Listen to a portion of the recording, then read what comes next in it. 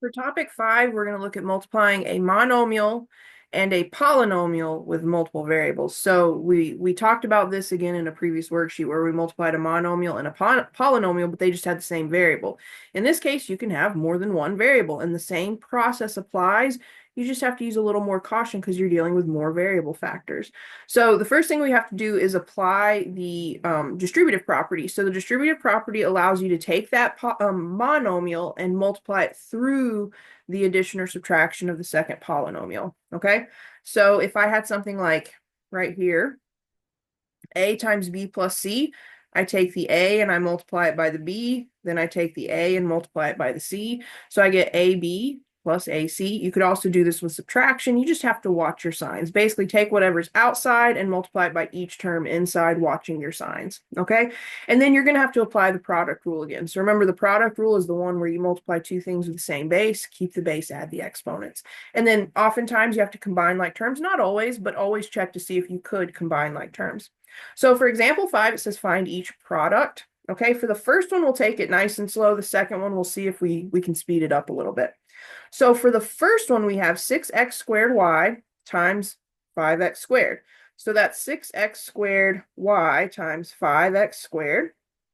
And then 6x squared y times negative 9y. Now, a positive and a negative creates a negative, so we'll write it as minus 6x squared y times 9y.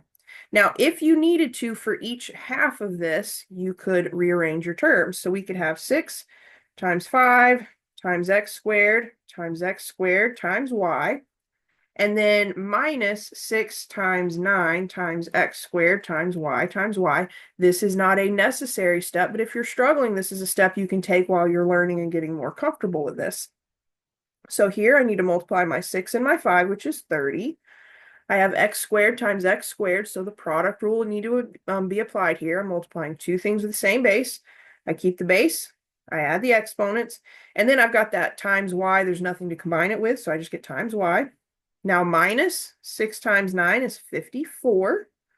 There's nothing to combine with the x squared, but then I have y times y, which is where the product rule comes in. I'm multiplying two things with the same base, keep the base, add the exponents. And here there's nothing that could be combined as far as like terms goes. So that would be your final answer. Now for part B, if you don't want to work it out with quite so many steps, this is kind of how you could approach it. We need to distribute 2xy squared through 20x squared y to the third plus 11xy. Lots of x's and y's going on here, okay? So here's what I do. I'm going to take my 2 times my 20. That just gives me 40. I'm going to take x times x squared. Well, the product rule says that's going to be x to the third. Keep the base, add the exponents. And then I'm going to take y squared times y to the third. Product rule says keep the base, add the exponents. Okay. Now I'm going to take that same 2 and multiply it by positive 11. So it gives me plus 22. I'm going to take x and multiply it by x. So the product rule says we keep the base, add the exponents. And then I'm going to take y to the second times just plain old y. Product rule says we keep the base and we add the exponents. So there you have it. You can certainly do this without doing all the side work. It just kind of depends on the person. If the side work helps you stay organized and understand what's going on, do the side work. But eventually you're going to want to kind of merge over to how we approach part B, because when you have a lot of this going on, kind of just got to get to it. And this is something that we're going to do quite a bit of. So you do need to be really, really comfortable with the distributive property.